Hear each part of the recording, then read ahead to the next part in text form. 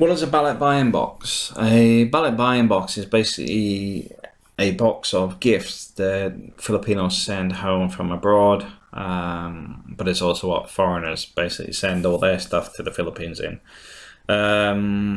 It's normally done with quite an expansive network. It's not normally one courier. What happens is the things seem to move like ants, like somebody moves it to one destination, it may not be the fastest way to move things, but it will eventually get there. I know from the UK to the Philippines normally takes me 2 months to get a box there, but I'm only paying about £24 for quite a big box.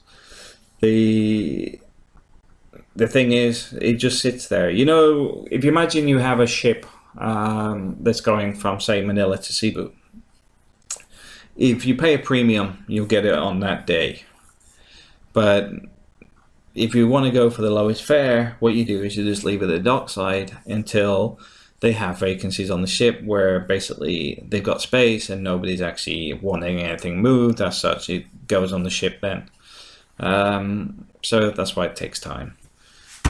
Positive side of this, it's an easy way to move good stuff into the Philippines. When I say good stuff, I'm talking about tea, OXO cubes, and all those treats, because of biscuits and things like that you may not find in the Philippines. Peri peri sauce and all this stuff, that's what normally is in mine, as well as things like the Asda runs. Well, Asda, I think, is part of Walmart. What I do is I get all the soap products. I get all the ones that are on sale, like pound each, or buy two get one free, all that sort of stuff. And they're gifts we give away. They're imperial leather, L.V.M, all that sort of stuff, because the quality is very different to what people get in the Philippines. Because of whatever reasons, different recipes or whatever, maybe it's a cheaper recipe, or maybe the market's different, whatever reason, there's a huge difference on quality. That's why my mother-in-law likes the L.V.M from Europe better than the stuff that you can get in the Philippines.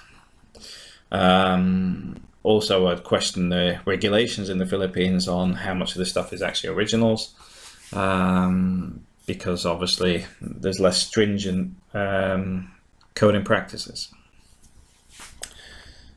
Now, from a expat point of view, I recommend sending one for Christmas for the family. People look forward to this all year round. I'll be honest with you, sitting doing this video, I'm realizing I need to get one done. This is like the biggest thing for some people all year, because they can get school books or stuff that's not available. I mean, that's the big thing. Stuff is not available. But be aware, some people don't like some stuff, like pasta. Not everybody likes pasta, which is why we had somebody coming around selling us their pasta that they got in the Balikbayan, because they don't eat it. So it is worth, if you're doing food products, to find out what actually people like. But it is good to send these boxes. Like I said, it takes a few months to get there, but people really appreciate it, and it's the best Christmas gift you can give people, because they don't know what they're getting, and it's so random. But also, it's not expensive, because where you are in your country, you can find some fantastic deals on stuff, which will be horrendously expensive in the Philippines. Well, I say horrendous a bit over the top, but you would some of the products would be like 3-4 times the price. That's why it's worth doing. Also, some of the stuff just isn't available. If you sent some cider, for example, from the UK, or speckled hen or whatever, it's stuff that's very hard to find.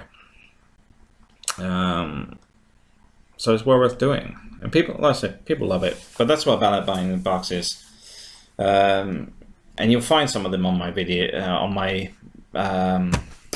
blog.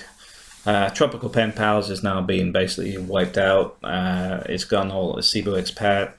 I'm going to start writing on that again soon. But it's basically just cardboard box wrapped up with it's miles of brown tape, and that's your Balikbayan box. But it's the gift that keeps giving, 'cause every year you do one, but every year people love it. Well worth doing.